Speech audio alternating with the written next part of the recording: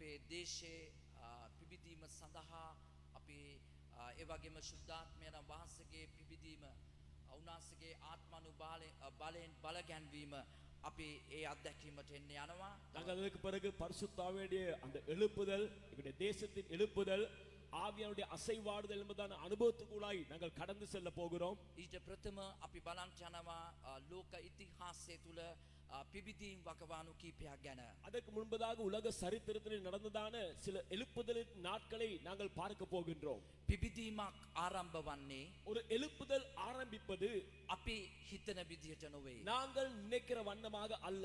දෙවියන් වහන්සේ தேவனானவர் උන්වහන්සේ ඉතිහාසය පුරා அவர் அங்கே சரித்திரத்தின் දෙවියන් மூலமாக වහන්සේගේ පරමාර්ථය ගෙන යන ඉතුරු ස්වර්ප දෙනෙක් උන්වහන්සේ බලයට පත් කර දෙවියන් වහන්සේගේ අභිප්‍රාය කෙසේ හෝ උන්වහන්සේ හැම පරම්පරාවකම ගෙන යනවා. தேவனுடைய நோக்கத்தை நிறைவேற்றுவதற்காக குறிப்பிட்ட ஒரு சிலரை வைத்து ஒவ்வொரு காலகட்டத்திலும் தேவன் அவருடைய சித்தத்தை நிறைவேற்ற அவர்களை எடுத்து பயன்படுத்துகிறார். අද ඉන්න පරම්පරාව இன்றைக்கு இருக்கதான சந்ததியானது ඩිජිටල් පරම්පරාවක් කිව්වොත් නිවැරදි. ஒரு டிஜிட்டல் சந்ததி என்று சொன்னால் அது சாதாரணமா இருக்கும். අද පරම්පරාවේ இந்த சந்ததியிலே තාක්ෂණයත් එක්ක සම්බන්ධතා පවත්වනවා මිසක් நாங்கள் பார்க்கிறோம் தொழில்நுட்பத்தோடு கூட ஐக்கியப்பட்டிருப்பதை பார்க்கிலும் දෙවියන් වහන්සේ සමග සහ தேவனோடு கூடவும் මනුෂ්‍යයා සමග மனிதன் மனிதனோடு கூடவும் මනුෂ්‍යයා සබාධර්මයේ සමග மனிதன் இயற்கையோடு கூடவும் සම්බන්ධතා බිඳ වැටී තිබෙනවා. நாங்கள் பார்க்கிறோம் அந்த உறவுகள் எல்லாம் உடைக்கப்பட்டிருக்கிறது. හේතුව මේ යුගය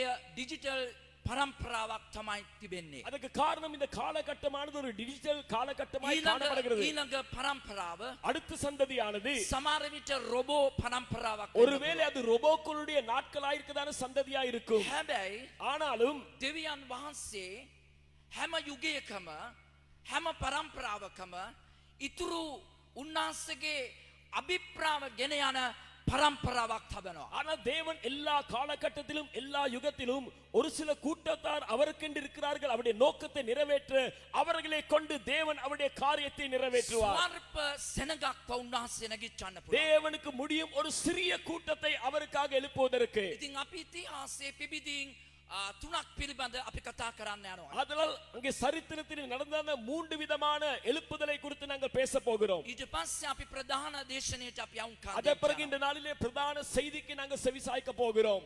අද දවසේ අපි ඒ පිබිදීන් තුන වේල්ස් පිබිදීම පිළිබඳව அந்த வேல்ஸ் தேசத்திலே நடைபெற்றதான அந்த மூன்று எழுப்புதலையும் අපෝස්තලික සභාවේ ප්‍රධාන දේවගතිවරයා වන அங்கே அப்போஸ்தலிක திருச்சபையின் தலைமை போதகராகிய දේවගති බැසිල් ෆර්නෑන්ඩෝද අපි ආරාධනා කර அங்கே සිටිනවා. போதகர் பெசில் பெர்னாண்டோ அவர்களை நாங்கள் வரவேற்கின்றோம். அதை குறித்து எங்களோடு கூட பகிர்ந்து கொள்வதற்கு.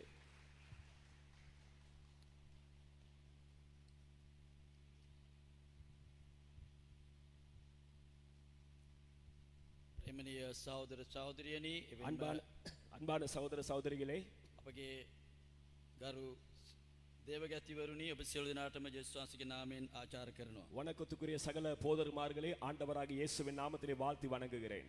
අපගේ දේශයේ තීරණාත්මක යුගයක් අපි පසු කරමින් සිටිනවා. எங்களுடைய தேசத்திலே ஒரு தீர்மானத்துக்குரிய நாட்களை நாங்கள் இப்பொழுது கழித்துக் கொண்டிருக்கின்றோம். මේ දේශයේ ලුණු මේ දේශයේ ආලෝකය වන දෙවියන් වහන්සේගේ සෙනග වන අපි මේ පෙන්තකොස්ත දිනේ අපි රැස්ව සිටිනවා. இந்த தேசத்தின் உப்பாயிருக்கிற தேசத்தின் வெளிச்சமாயிருக்கிற நாங்கள் பெந்தகோஸ்தே திருநாளிலே அவருடைய சமூகத்தில் நாங்கள் காத்திருக்கின்றோம்.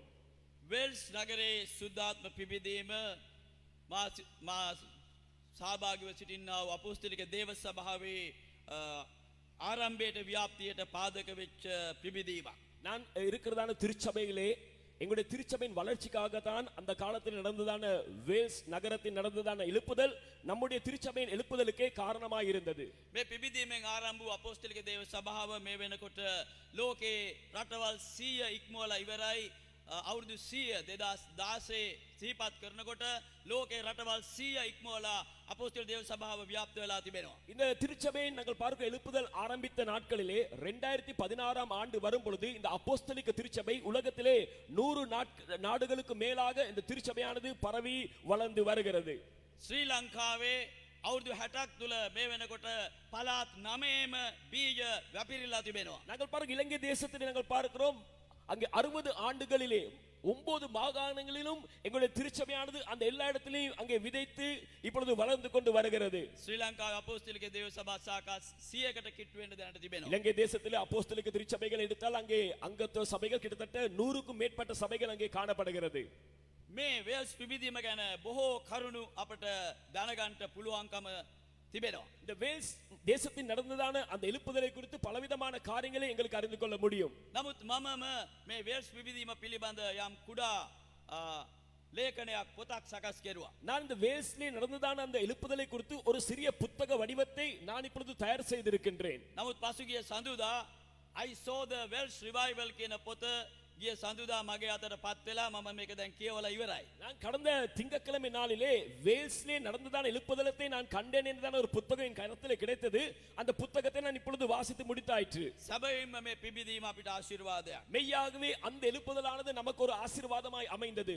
මගේ මේ ලේඛනයේ ප්‍රකාශ කරනවා වේල්ස් නගරයේ කිතුණු පිබිදීම මුළු ලෝක ව්‍යාප්ත අපෝස්තලික දේව සභාවේ ව්‍යාප්තියට පමණක් නොවේයි තවත් කිතුණු සභා රාශියක් ආරම්භ කරන්න පාදක වුණයි කියන එක. அங்கே நான் அங்கே எழுதின அந்த புத்தகத்திலே ஒரு கூற்று விதமாக சொல்லுகிறது வேல்ஸ் தேசத்தில் நடந்ததான எழுப்புதலானது அப்போஸ்தலிக திருச்சபையின் அங்கே வளர்ச்சிக்கு மட்டுமல்ல உலகளாவிய சகல திருச்சபைகளுக்கு வளர்ச்சிக்கும் அது ஏதுவாக அமைந்தது.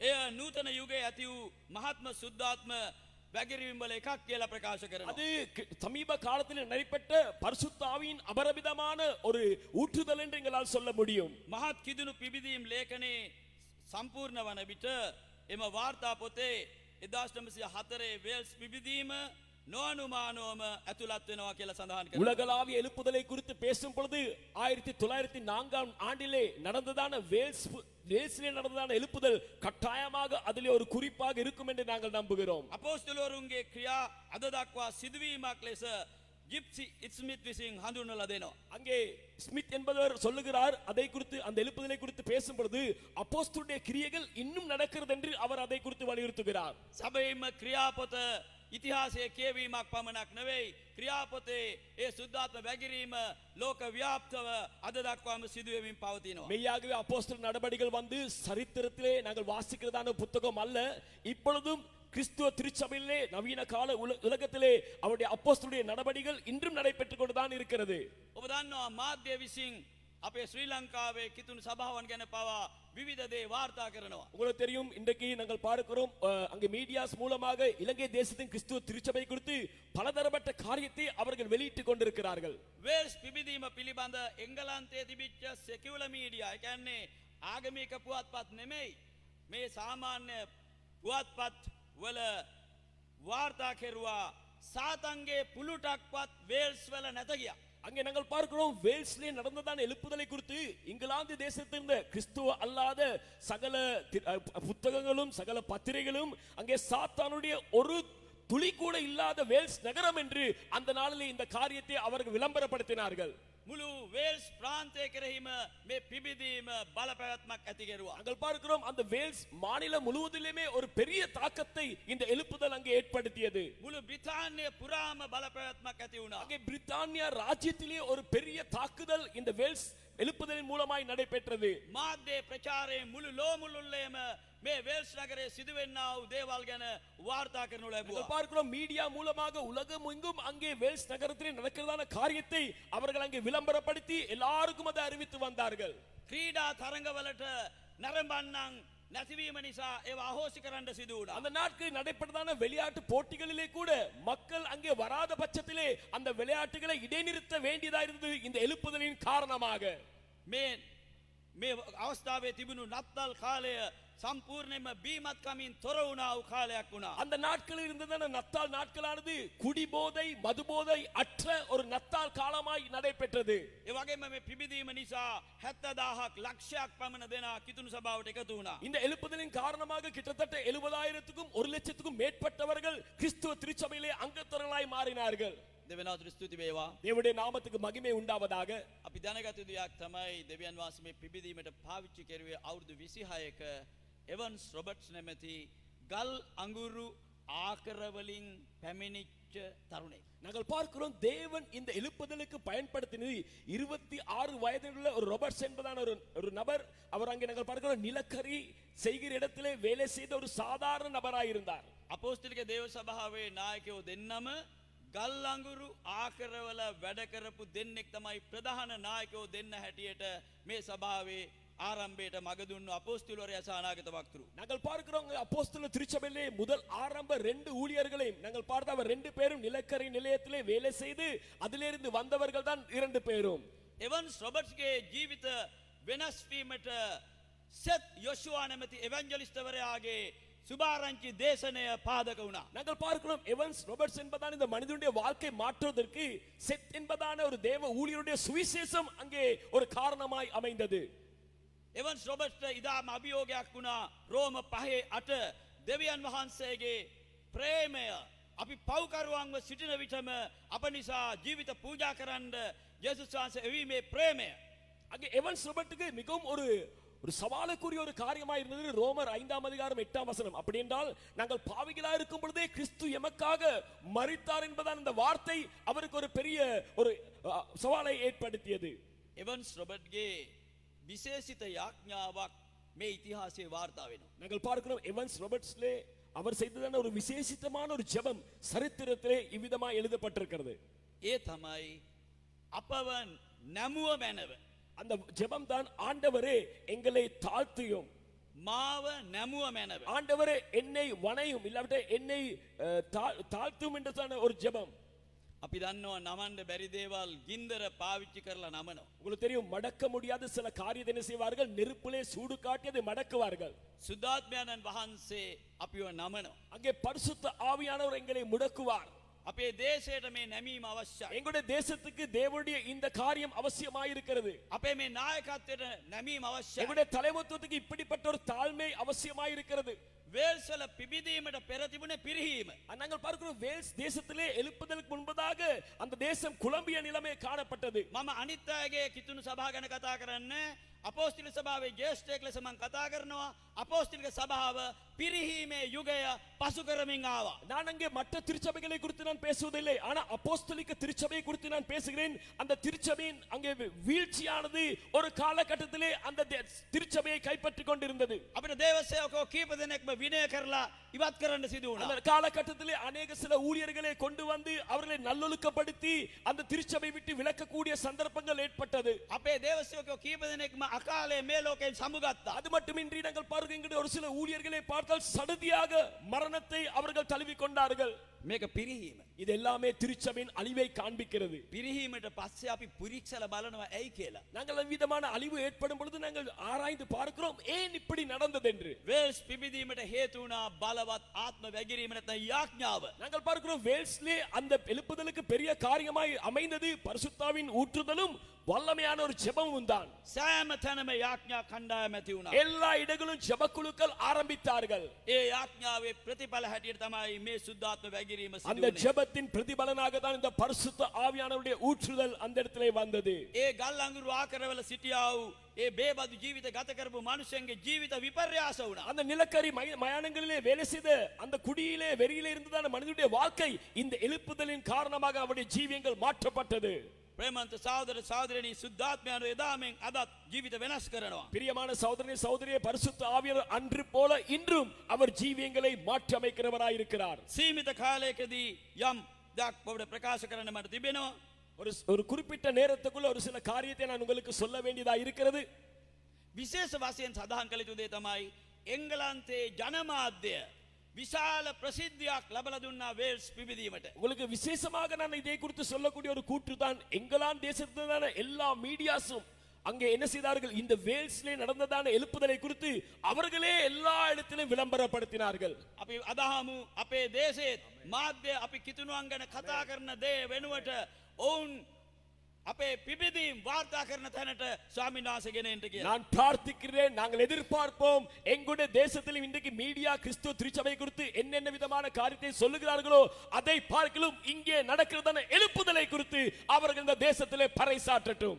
කෙටියෙන්ම කියනවා නම් වාර්තා කරනවා උසාවි වලට නඩු නැති වුණා කියලා. அங்கே சுருக்கமாக சொல்லுவோம் என்றால் அவர்கள் அங்கே சொல்லுகிறார்கள், அவருடைய அறிக்கைகள் சொல்லுகிறது அங்கே வழக்கு சந்தையிலே வழக்குகள் இல்லாமல் போயிற்று. පොලිසි වලට වැඩ නැති වුණා அங்கே කියලා. அங்கே இருந்த அந்த போலீசாருக்கு வேலையற்று போயிற்று. සිරගවල් වල සිරකරුවෝ අඬමින් වැළපෙමින් පසුතැවිලි වුණා. அங்கே சிறைச்சாலையிலே கூட சிறை கைதிகள் அழுந்து புலம்பி அவர்கள் மனம் திரும்பினார்கள். ඔවුන්ව නිදහස් කළ හැරියා. அவர்களை விடுவித்து அந்த தேசத்தார் அவரை வெளியே அனுப்பினார்கள். කෙටි කලකින් මම කියන්න ඕන ඊටාම වැදගත්ම දෙයක් කියලා අවසාන කරන්න. இந்த சுருக்கமான நேரத்திலே மிகவும் நான் சொல்லக்கூடிய மிகவும் துல்லியமான ஒரு காரியத்தை சொல்லி நான் அங்கே கடந்து செல்கிறேன். දේවස්ථාන රෑදවල් විවෘත කරලා ජනතාව නමස්කාර කරා, ගීතිකා කරා, ප්‍රශංසා කරා මුළු වේල්සේ පුරාම. அங்கே ஆலயங்களை இரவும் பகலும் திறந்து ஆராதித்தார்கள், பாடினார்கள், ஜெபித்தார்கள், தேவனுடைய நாமத்தை வேல்ஸ் நகரம் எங்கும் எப்பொழுதும் துதித்துக் கொண்டிருந்தார்கள். මේ පිබිදීමේ ආරංචියට රුසියාවෙන්, චීනෙන්, ජපානෙන් මිනිස්සු ආවා බලන්න මේ පිබිදීම. இந்த எழுப்புதலை கேள்விப்பட்டு ரஷ்யா தேசத்திலே, சைனா தேசத்திலே, ஜப்பான் தேசத்திலே எல்லா மக்களும் இதை கண்டு களிக்க அவர் இங்கே வந்தார்கள். මාබුරුකා වැදගත්ම කරුණ. இதுதான் மிகவும் முக்கியமான ஒரு காரியம். බ්‍රිතාන්‍ය පාර්ලිමේන්තුව වැහැව්වා. அங்கே பிரித்தானியா தேசத்திலே பாராளுமன்றம் மூடப்பட்டது. ඇයි ஏன்? මන්ත්‍රීවරු පිබිදීමට සහභාගී වෙන්නේ? மந்திரிகள் எல்லாம் எழுப்புதலுக்கு ஹalleluya! கடந்து சென்றிருந்தார்கள். ஹalleluya! ஹalleluya! එහෙනම් ඒ දෙවියන් වහන්සේ ඊයේත් අදත් සදාකාලටම කාකාරයි. அந்த தேவனானவர் நேற்றும் இன்றும் என்றும் நித்திய காலமும் மாறாதவராயிருக்கிறார். ඉතිහාසය අපට ධෛර්යයක් දෙනවා. அங்கே சரித்திரம் எங்களுக்கு ஒரு தைரியத்தை கொடுக்கிறது. අපි ඉතිහාසය මෙනෙහි කරලා ආපසු යන්න නෙමෙයි ආවේ. நாங்கள் இன்றைக்கு சரித்திரத்தை தியானம் செய்து திரும்பி போக நாங்கள் இங்கே வரவில்லை. ශ්‍රී ලංකාවේ කිතුණු සභාව බලපැවැත්මක් ඇති කිරීමේ දවස පැමිණිලා තිබෙනවා. அங்கே இலங்கை தேசத்தின் திருச்சபையானது ஒரு தாக்கத்தை ஏற்படுத்தக்கூடிய நாட்களுக்குள்ளே நாங்கள் வந்திருக்கின்றோம். ඒ දවස මෙයයි. அந்த நாள் இந்த நாளாய் இருக்கிறது. මේ දවස ස්වාමින් වහන්සේ අපට සාදා දුන්නා. இந்த நாளை தேவன் தான் எங்களுக்கு தயார் செய்து கொடுத்திருக்கிறார். අපේ නායකයෝ බොහෝ දෙනෙක් කතා කරමින් සිටියා. பெந்தகோஸ்த ஜனதாව නායකව අපි එකට එකතු වෙමු. எங்களுடைய தலைவர்கள் அதிகமான நேரம் பேசிக் கொண்டிருந்தார்கள், பெந்தகோஸ்தே மக்கள் நாங்கள் ஒன்றிணைந்து சேருவோம் என்று. සුද්ධාත්මයන් වහන්සේගේ ක්‍රියාවල් දකින්න සලස්වමු කියා. அங்கே பரிசுத்தாவுடைய கிரியை மக்களுக்கு காண செய்வோம் என்று பேசிக் கொண்டிருந்தார்கள். ප්‍රේමණීය සහෝදර සහෝදරියනි, பிரியமான சகோதரனே சகோதரிகளே, අපි මේ සාස්ත්‍රදී තවත් පණිවිඩ අසන්න යනවා. இந்த மாலை நேரத்தில் இன்னும் நாங்கள் செய்திகளை கேட்க போகிறோம். මට දී තිබෙන එක ටැලන්ට්වත් තමයි පොතපත පරිවර්තනය. எனக்கு இருக்கதான் ஒரு தாளந்து தான் அங்கே புத்தகங்களை எப்பொழுதும் மொழிபெயர்ப்பு செய்வது. මම උත්සාහ කරනවා I saw the Welsh revival කියන පොත පුළුවන් වුණොත් පරිවර්තනය කරන්න. நான் I saw the Wales revival என்ற அந்த புத்தகத்தை கூட முடிந்தால் மொழிபெயர்க்க நான் முயற்சி செய்கிறேன். දෙවියන් වහන්සේට මේ Welsh revival නිකා පිබිදීම නිසා ස්තුති කරනවා. அங்கே தேவனுக்கு அந்த வேல்ஸ்லே நடந்ததான எழுப்புதலுக்காக கர்த்தருக்கு நன்றி செலுத்துகிறேன். ඒ ගින්දර තවමත් පැතිරෙමින් යන නිසා ස්තුති කරනවා. அந்த அக்கினியானது இன்னும் அனல் மூட்டி கொண்டு கடந்து செல்கிறபடியால் ஆண்டவருக்கு நன்றி சொல்லுகிறேன். අපි ශ්‍රී ලංකාවේ ආත්ම පිබිදීමක් ඉල්ලමින් යාඥා කරනවා. நாங்கள் இலங்கை தேசத்திலே ஆத்தும அறுவடையை கேட்டு ஒரு எழுப்புதலை கேட்டு நாங்கள் ஜெபிப்போம். මන් නියෝජනය කරන සභාව දෙස බලන විට මට පෙනී යනවා පිබිදීමේ ලකුණු 15 වෙමින් යනවා කියලා. இன்றைக்கு நான் இருக்கதான திருச்சபையிலே நான் பார்க்கும் பொழுது காண்கிற ஒரு காரியம், எழுப்புதலின் அடையாளங்கள் வருகிறது, வந்து வந்து அது அணைந்து கொண்டு போகிறது. අද දවසේ මේ පෙන්තකෝස්ත දේවමය අපේ එකිනෙක කිතුණු සභාවන්ටත් මුළු ජාතියටත් මුළු දේශයටත් දේශයෙන් එහාත් මේ දෙවියන් වහන්සේගේ බලය අපි අහලා තිබෙනවා ශ්‍රී ලංකාවෙන් පිබිදීමක් ඇති වෙන්න යනවා කියලා. இன்றைக்கு நாளிலே நடக்கிறதா இந்த ஆராதனையானது எங்களுக்கும் எங்களுடைய தேவ சபைகளுக்கும் இலங்கை தேசத்திலும் அப்படிப்பட்ட எழுப்புதல் நடந்ததே என்று கேள்விப்படத்தக்கதான ஒரு ஆராதனை அமையட்டும். අපි එහි කොටස්කරුවෝ වෙමු.